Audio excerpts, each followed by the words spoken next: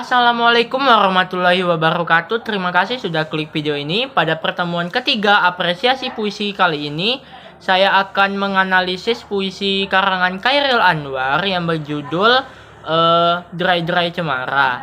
Nah, di sini saya akan mengulas puisi ini dengan unsur intrinsik yaitu tema, amanat, dan gaya bahasa, dan juga akan menghubungkan puisi ini dengan teori mimetik. Baik, unsur intrinsik puisi yang pertama ada namanya tema. Nah, menurut pendapat Goris Kera pada tahun 1980, tema adalah suatu amanat yang disampaikan melalui karangan. Nah, permasalahan yang muncul harus dicarikan jalan keluarnya agar pembaca dapat mengambil pesan moral atau pelajaran dari cerita yang disampaikan. Sedangkan menurut Tarigan pada tahun 1993, tema adalah pandangan hidup tertentu mengenai kehidupan atau rangkaian nilai-nilai tertentu yang membangun dasar atau ide utama suatu karya sastra.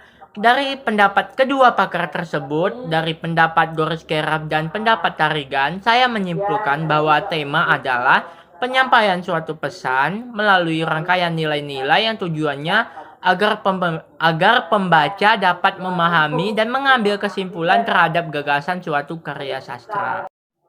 Untuk menentukan tema sebuah puisi ada langkah-langkahnya. Yang pertama yaitu dengan membaca keseluruhan karya secara menyeluruh.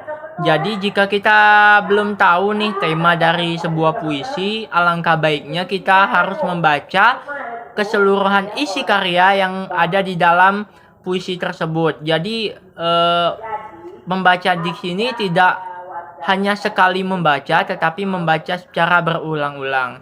Selanjutnya yang kedua yaitu cari kata kunci untuk membuktikan kebenaran tema. Nah, contohnya begini, jika tema tersebut adalah tema perjuangan, mungkin kata kuncinya penyair atau pengarang dapat menyelipkan kata merdeka. Di situ sudah jelas bahwa merdeka merupakan sesuatu yang merujuk terhadap perjuangan. Nah, selanjutnya ada mencari inti permasalahan cerita.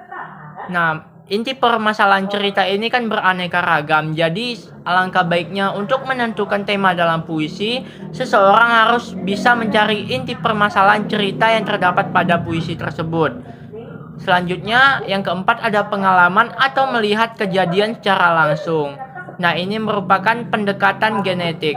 Contohnya yaitu Chairil Anwar yang suka sekali mengarang puisi yang berjudul tentang era pada masa itu. Mengapa demikian? Karena Chairil Anwar lah yang mengalami atau melihat secara langsung penindasan kekejaman yang dilakukan oleh penjajah pada masa itu. Unsur intrinsik puisi yang kedua ada amanat. Amanat menurut Kosai pada tahun 2006 adalah pesan yang disampaikan oleh pengarang kepada pembaca lewat tulisan-tulisannya. Sedangkan menurut Rusiana pada tahun 1982, amanat adalah sebuah ajaran moral atau pesan yang mau disampaikan oleh pengarang terhadap pembaca. Jadi dari pendapat dua pakar tersebut, saya menyimpulkan bahwa amanat adalah pesan yang ingin disampaikan pengarang terhadap pembaca, di mana salah satunya berisi ajaran-ajaran moral yang berasal dari karya yang dibuat oleh pengarang itu sendiri. Amanat dapat terbagi menjadi dua. Yang pertama yaitu ada amanat yang tersurat dan ada amanat yang tersirat. Jadi apakah yang dimaksud dengan amanat tersurat? Amanat tersurat adalah amanat yang secara jelas disampaikan pengarang di dalam teks karyanya.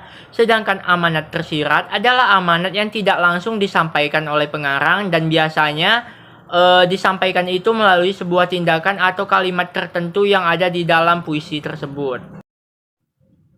Baik, unsur intrinsik puisi yang ketiga ada namanya gaya bahasa. Menurut Tarigan pada tahun 1985, gaya bahasa adalah bentuk retorik, yaitu penggunaan kata-kata dalam berbicara dan menulis untuk meyakinkan atau mempengaruhi penyimak dan pembaca. Sedangkan menurut Luxemburg pada tahun 1990, gaya bahasa merupakan sesuatu yang memberikan ciri khas pada sebuah teks. Jadi dari pendapat kedua pakar tersebut, saya menyimpulkan bahwa gaya bahasa merupakan penggunaan kata atau diksi dengan cara yang khas ataupun unik. Jadi untuk meyakinkan atau mempengaruhi penyimak agar menguasai tujuan yang ingin disampaikan oleh pengarang. Nah, gaya bahasa ini terbagi menjadi 4. Yang pertama ada gaya bahasa perbandingan. Nah, gaya bahasa perbandingan ini merupakan gaya bahasa yang digunakan untuk membandingkan objek yang satu dengan objek yang lainnya. Yang kedua ada gaya bahasa pertentangan. Gaya bahasa pertentangan adalah gaya bahasa yang berisikan kata-kata kiasan yang bertentangan dengan apa yang dimaksudkan sesungguhnya. Nah, selanjutnya ada gaya bahasa pertautan. Nah, gaya bahasa pertautan adalah gaya bahasa yang memakai nama, ciri, atau nama hal yang bertautkan dengan nama orang, barang, atau lainnya. Sedangkan yang keempat yaitu gaya bahasa penegasan atau perulangan adalah gaya bahasa yang berwujud perulangan konsonan yang sama. Adapun contoh gaya bahasa perbandingan yaitu majas personifikasi, majas metafora, dan majas alegori. Adapun contoh gaya bahasa pertentangan yaitu ada majas hiperbola, ada majas litotes, dan ada majas paradoks. Sedangkan gaya bahasa pertautan ada namanya majas alusio, majas eufemisme, dan majas metonomis. Sedangkan gaya bahasa penegasan ada namanya majas aliterasi, majas asonasi, dan majas antanaklasis. Jika kita sudah membahas ketiga unsur intrinsik puisi tersebut, selanjutnya kita akan membedah suatu karangan puisi yang berjudul Derai-Derai Cemara yang dikarang oleh Chairil Anwar. Maka dari itu simak puisi tersebut ya.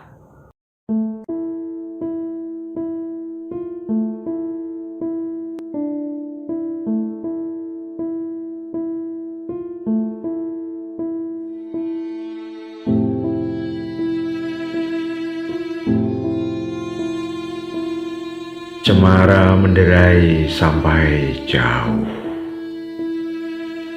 Terasa hari akan jadi malam. Ada beberapa dahan di tingkap merapuh, dipukul angin yang terpendam.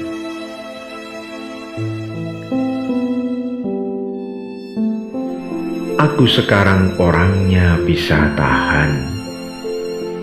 Sudah berapa waktu bukan kanak lagi. Tapi dulu memang ada satu bahan yang bukan dasar perhitungan kini.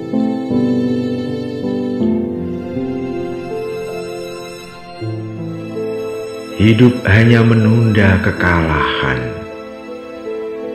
tambah terasing dari cinta sekolah rendah.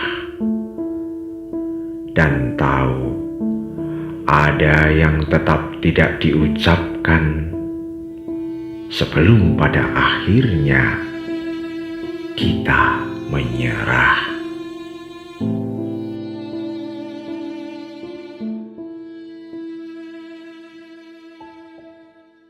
Nah, bagaimana dengan puisinya? Selanjutnya, kita akan membedah puisi ini dengan melakukan pendekatan mimetik terlebih dahulu. Nah, jadi apa itu pendekatan mimetik? Pendekatan mimetik adalah pendekatan suatu rekaan dari sebuah makna menjadi gambaran yang ada di dunia sekitar.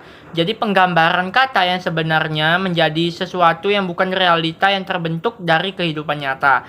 Dalam pendekatan mimetik, pengarang itu lebih menggambarkan perasaan melalui ungkapan dengan kata-kata tiruan yang berada di sekitarnya. Jadi kata-kata itu bisa kata benda, hewan, tumbuhan, dan lain-lain. Selanjutnya mari kita bedah unsur intrinsik yang terdapat pada puisi Derai-Derai Cemara. Jadi unsur intrinsik puisi yang pertama yaitu yang sudah kita bahas tadi, ada namanya tema.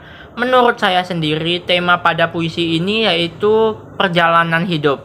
Mengapa demikian? Karena dari keseluruhan isi cerita dan judul puisi yaitu Derai-Derai Cemara bermakna seperti perumpamaan yang diungkapkan oleh pengarang dengan menggunakan teori mimetik sebelumnya, yaitu derai itu bermakna berguguran atau berjatuhan. Jadi cemara itu ibaratkan suatu perjalanan di mana pohon cemara ini akan mengalami suatu daun yang bergugur atau berjatuhan. Baik, selanjutnya ada namanya amanat. Berdasarkan analisis saya, amanat yang terdapat di dalam puisi ini mengandung dua amanat. Amanat pertama terdapat pada bait pertama yang berbunyi, ada beberapa dahan di tingkup merapuh, dipukul angin yang terpendam. Maksudnya dari puisi ini mengajarkan atau memberitahukan bahwa kehidupan yang digambarkan melalui perumpamaan pohon cemara, jika terkena angin maka beberapa daun akan mengalami gugur. Jadi perumpamaan itu menunjukkan bahwa semua manusia yang bernyawa atau semua makhluk hidup yang bernyawa, jika sudah masanya dipanggil oleh ilahi, maka akan mengalami namanya kematian dan akan meninggalkan dunia ini. Sedangkan amanat kedua dapat kita lihat pada bait kedua, yaitu aku sekarang orangnya bisa tahan, sudah beberapa waktu bukan kanak lagi. Jadi maknanya di sini manusia itu sejatinya terus tumbuh dari anak-anak hingga dewasa. Tetapi usia bukanlah sebuah perhitungan, melainkan sebuah ciri bahwa kehidupan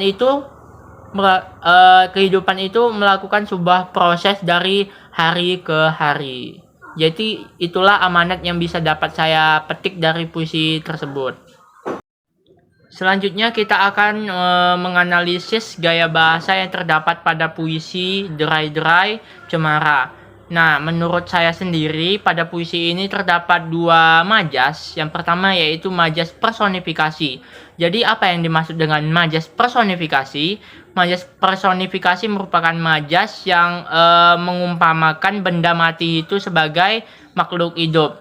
Di sini dapat kita lihat pada bait pertama pada puisi ini yang berkata dipukul angin yang terpendam. Di sini angin sendiri kan merupakan sebuah benda mati.